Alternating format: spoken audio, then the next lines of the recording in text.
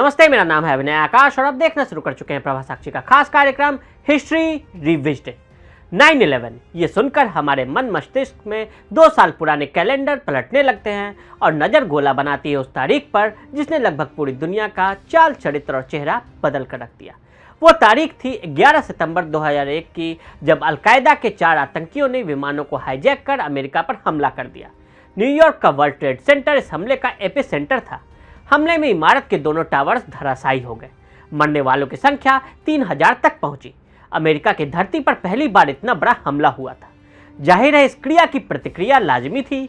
इसके बाद जो कुछ हुआ उसके निशान आज तक देखने को मिल रहे हैं। 11 सितंबर 2022 को इस हमले के 21 साल पूरे हो गए, लेकिन आज भी 9/11 आतंकी हमले को लेकर कई सवाल खड़े किए जाते हैं। कई लोगों का मानना है कि यह हमला महज एक अमेरिकी साजिश का नतीजा था। उसने बहुत ही लापरवाही बरतते हुए इन हमलों को होने दिया, जिससे वो एक साथ कई निशाने साध सके। ब्रिटिश अखबार की रिपोर्ट में दावा। ब्रिटिश अखबार द गार्जियन ने अमेरिका में हुए 9/11 हमले से संबंधित एक विस्तृत रिपोर्ट छापी थी, जिसमें इस हमले से संबंधित सभी कंट्रोवर्सीज को शामिल किया गया। इसमें किताबों, फिल्मों और विभिन्न वेबसाइटों के उन भागों को शामिल किया गया जिसमें 9/11 के हमले को अमेरिकी साजिश साबित करने की कोशिश की गई थी। द गार्जियन के मुताबिक 9/11 पर जो किताब लिखी गई काफ़ी चर्चित हुई। इसके अलावा जो भी फिल्म बनाई गई उसने काफ़ी कमाई की। यहाँ तक कि हमले की जानकारी देने वाली वेबसाइटें भी हिट रही।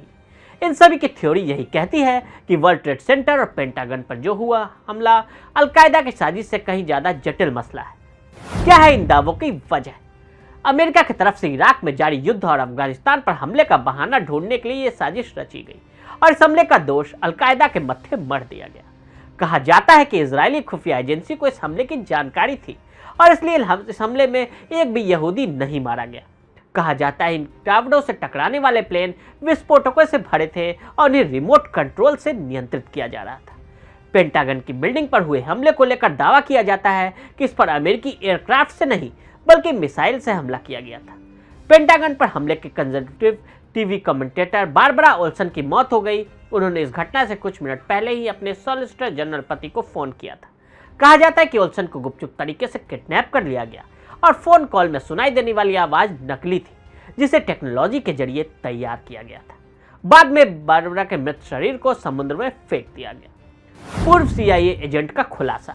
न्यू जर्सी के अस्पताल से रिहा होने के बाद retired CIA agent Malcolm Howard ने 9/11 को लेकर कई सनसनीखेज खुलासे किए थे।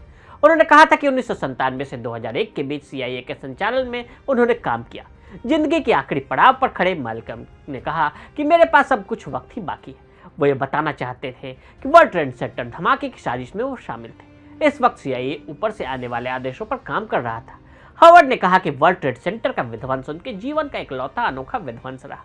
उन्होंने कहा कि वो एक सच्चे देशभक्त है, इसलिए उन्होंने व्हाइट हाउस या CIA के निर्णयों पर कभी कोई सवाल ही नहीं उठाया। लेकिन अब उन्हें ऐसा लगता है कि कहीं कुछ ऐसा था जो सही नहीं था। 11 सितंबर द बिग लाई। वर्ष 2003 के मार्च में पहली बार प्रकाशित होने वाली इस किताब की व्यापक रूप से आलोचना की गई। थिप्री मेसन्स की 11 सितंबर द बिग लाई फिर भी दूसरे सप्ताह में फ्रांस की बेस्ट सेलर सूची में शामिल हो गई। यूरोप में एक हफ्ते में सबसे ज़्यादा कमाई करने वाली किताब भी बन गई। इसमें दावा किया गया था कि पेंटागन पर मिसाइल से हमला किया गया था। इसी विमान से हुई दुर्घटना साबित करने के मौके पर एयरक्राफ्ट के टुकड़े लाकर रखे गए थे। 11 सितंबर द बिग लाई में उन्होंने वर्ल्ड ट्रेड सेंटर टावरों के विनाश के आसपास की समान विसंगतियों पर भी चर्चा की। Planes without passengers, the faked hijackers of 9/11। लेखक डीन टी हर्टवेल ने लंबे समय से स्पष्ट किया कि 9/11 को किसी भी यात्री विमान का अपहरण नहीं किया गया था और किसी भी यात्री विमान ने किसी भी इमारत को नुकसान नहीं पहुंचाया था। हर्टवेल ने अपनी थीसिस को कथित यात्रियों के साथ क्या हुआ और वर्ल्ड ट्रेड सेंटर में अपनी सबसे हाल की किताब में विस्तार से बताया। इसमें बताया गया कि हाईजैक किए गए प्लेन कभी उड़े ही नहीं थे और अन्य 2 विमान सुरक्षित तरीके से किसी गोपनीय स्थान पर लैंड कर दिए गए थे। कहा जाता है कि अमेरिकी सरकार ने इस तरह के दर्दनाक सीन इसलिए क्रिएट किए ताकि लोग अफगानिस्तान और इराक में कार्रवाई का समर्थन करें। द 11th डे 9/11 की पूरी कहानी और ओसामा बिन लादेन। अधिकांश अमेरिकियों के लिए 11 सितंबर 2001 देश के इतिहास की सबसे काली तारीख है। लेकिन वास्तव में 9/11 को क्या हुआ था? क्या इसे रोका जा सकता था? अपहरणकर्ताओं की क्रूर कार्रवाइयों से लेकर सरकार की त्रुटिपूर्ण प्रतिक्रिया तक न्यूयॉर्क टाइम्स के बेस्ट सेलिंग लेखक एंथनी समर्स और रॉबिन स्वान हजारों आधिकारिक दस्तावेज, कच्चे टेप, ताज़ा साक्षात्कार और परिप्रेक्ष्य के आधार पर द 11th डे 9/11 की पूरी कहानी और ओसामा बिन लादेन पर किताब लिखी। बुक के कोऑथर रॉबिन स्वाइन का कहना है कि उन्होंने ट्विन टावरों को उड़ाने वाले प्लेन को लेकर पहली बार डाउट हमले के दिन ही हो गया था। डेविड रस्चेक नामक एक अमेरिकी शख्स ने 11 सितंबर 2001 को चैटिंग में कहा था कि ऐसा लगता है कि टावरों को नियंत्रित तरीके से गिराया गया है। अमेरिका के लोगों का क्या है मानना? साल 2006 में कराए गए एक सर्वे के अनुसार हर 3 में से एक अमेरिकी नागरिक का मानना है कि 9/11 हमले में जॉर्ज बुश प्रशासन की संलिप्तता था। प्रशासन ने इसे इराक के खिलाफ युद्ध को सही ठहराने या फिर इस तरह की जंग अफगानिस्तान में शुरू करने के अंजाम दिया था।